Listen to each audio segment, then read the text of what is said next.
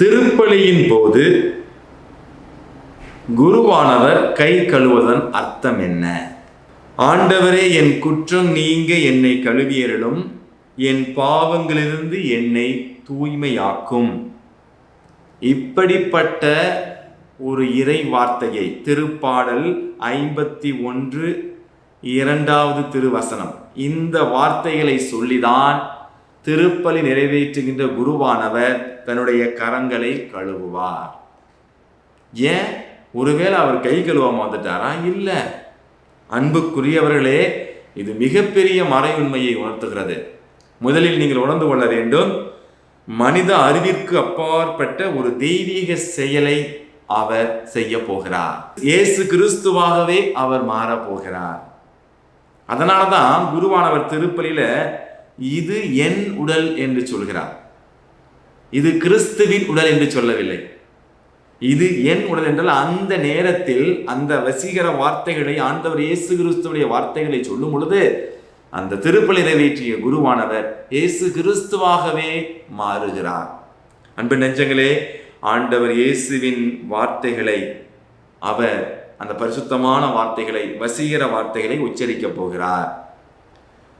2000 ஆண்டுகளுக்கு முன்பு கல்வாரி மலையில் இயேசு கிறிஸ்து தன்னுடைய உயிரை கொடுத்து நமது மீட்புக்காக தன்னுடைய உயிரை, தன்னுடைய இன்னுயிரை ஒப்பு கொடுத்த அந்த தியாக பலியினை இந்த பலிபீடத்தில் குருவானவர் நிறைவேற்ற இருக்கின்றார்.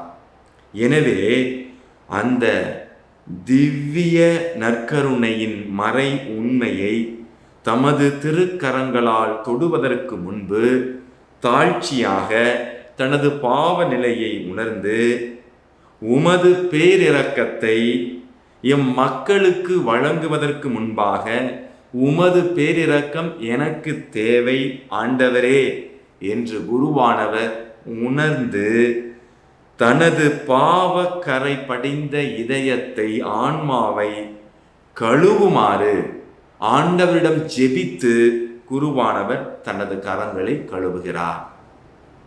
இந்த பழக்கம், இந்த அருமையான வழிபாட்டு வழக்கம் எங்கிருந்து வந்தது என்றால், பழைய ஏற்பாட்டிலே விடுதலை பயண புத்தகம் 30வது அதிகாரம் 17 முதல் 20 வசனங்கள் வரை நம்ம பார்த்தோமே என்றால், ஆண்டவர் மோசையிடம் கழுவுவதற்காக ஒரு வெண்கல நீர்த்தொட்டியை அதற்காக வெண்கல ஆதாரத்தோடு செய், சந்திப்பு கூடாரத்திற்கும் பீடத்திற்கும் இடையில் அதனை வைத்து அதில் தண்ணீர் ஊற்றுவாய். ஆரோனும் அவன் புதல்வரும் இதிலிருந்து தங்கள் கைகளையும் பாதங்களையும் கழுவ வேண்டும். சந்திப்பு கூடாரத்தை நுழையும் போது அல்லது பலிபீடத்தை நெருங்கி ஆண்டவருக்கு நெருப்பு பலியை சுட்டெரிக்கும் பணி புரியும் போது அவர்கள் தண்ணீரால் கழுவிக்கொள்வார்கள். இல்லையெனில் அவர்கள் செத்து மடிவார்கள். அவர்கள் சாகாமல் இருக்கும்படி கைகளையும் பாதங்களையும் கழுவிக்கொள்வார்கள். இது அவர்களுக்கு, அதாவது அவனுக்கும் தலைமுறை தோறும் அவன் வழிமரபினருக்கும் என்றும் உள்ள நியாயமாக இருக்கும் என்றார். ஆண்டவர் சொன்னது, ஆண்டவர் மோயிசனிடம் சொன்ன அருமையான அந்த கட்டளையை தான் நம்ம இன்னைக்கு கடைபிடிக்கிறோம். எனவே குருவானவர் கரங்களை கழுவுவது மேலும் உள்ள அர்த்தம் என்னவென்றால், அன்பு மக்களே, பழைய ஏற்பாட்டில் திருப்பாடல்ல 26:6 சொல்லப்பட்டிருக்கிறது, மாசற்றவனாய் என் கைகளை கழுவுகின்றேன், ஆண்டவரே உம் பலிபீடத்தை வலம் வருவேன். மக்களே, நல்லா புரிஞ்சுக்கங்க.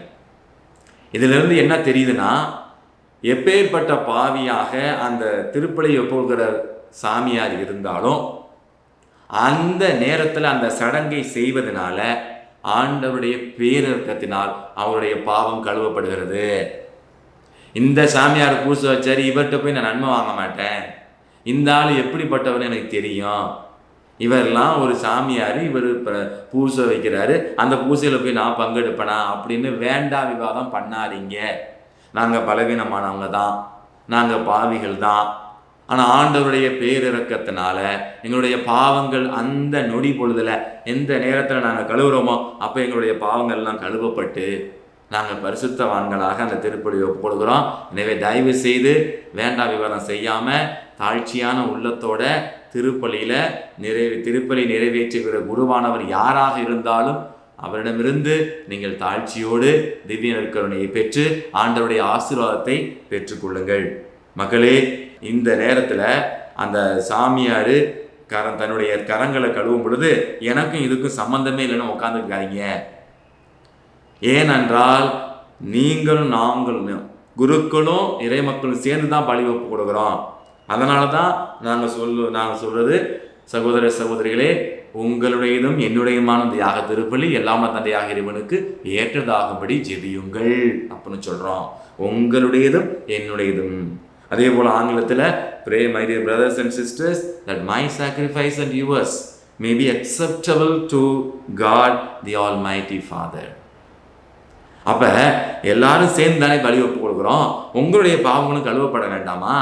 அந்த நேரத்தில் குருவானவர் கரங்களை கழுவும் பொழுது, ஆண்டவரே என்னுடைய இதயத்தையும் கழுவுங்க, என்னுடைய ஆன்மாவில் மாசுபடுத்திருக்கிற என்னுடைய பாவங்களையும் கழுவி தூய்மையாக்குங்க அப்படின்னு சொல்லி அந்த நேரத்தில் எல்லோரும் நாம் ஆன்மீகத்தோடு பக்தியோடு ஜெபிக்க வேண்டும். அன்புக்குரியவர்களே, திருநிலைப்படுத்தப்பட்ட குருவானவர்கள் ஆண்டவரின் பலிபீடத்தில் நின்று கொண்டிருக்கும் பொழுது ஏன் மன்னிப்பு கேட்கிறார்? புனித தன்மை என்பது ஆண்டவரால் அருளப்படுவது, அது ஒருபோதும் அனுமானிக்கப்படுவதில்லை, அது ஒருபோதும் தன்னிச்சையானது அல்ல.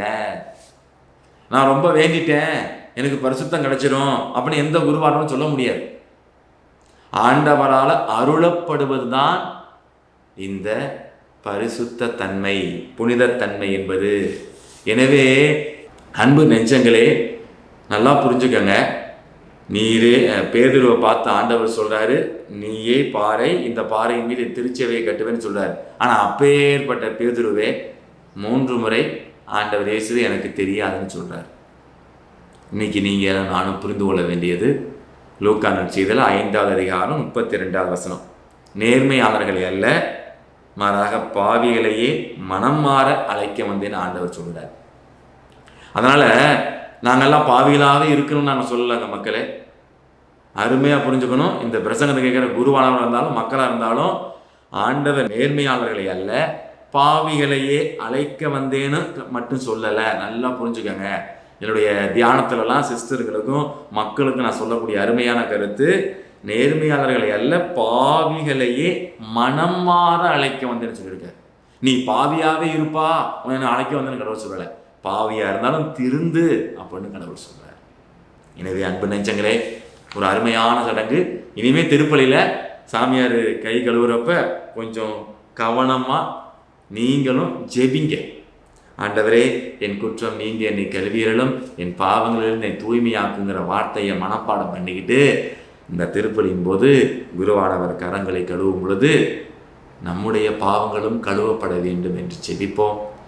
இப்போ இரக்கத்தின் ஆண்டவர், அன்பின் இரட்சகர் கண்டிப்பாக நம்முடைய பாவங்களை எல்லாம் கழுவி ஒவ்வொரு திருப்பலியிலும் நீங்களும் நானும் பரிசுத்தமாகின்றோம், ஆண்டவரால் கழுவப்படுகிறோம் என்பதை உணர்ந்து நாம் நம்முடைய பாவங்களிலிருந்து கழுவப்பட்டு அந்த திவ்ய நற்கருணையை உட்கொள்வதற்கு முன்பு நாம் அனைவரும் இந்த பாவங்களை கழுவும் சடங்கில் பங்கெடுக்கிறோம் என்பதை உணர்ந்து பயபக்தியோடு திருப்பலியில் பங்கெடுப்போம். இயேசுவுக்கே புகழ், இயேசுவுக்கே நன்றி, மரியே வாழ்க.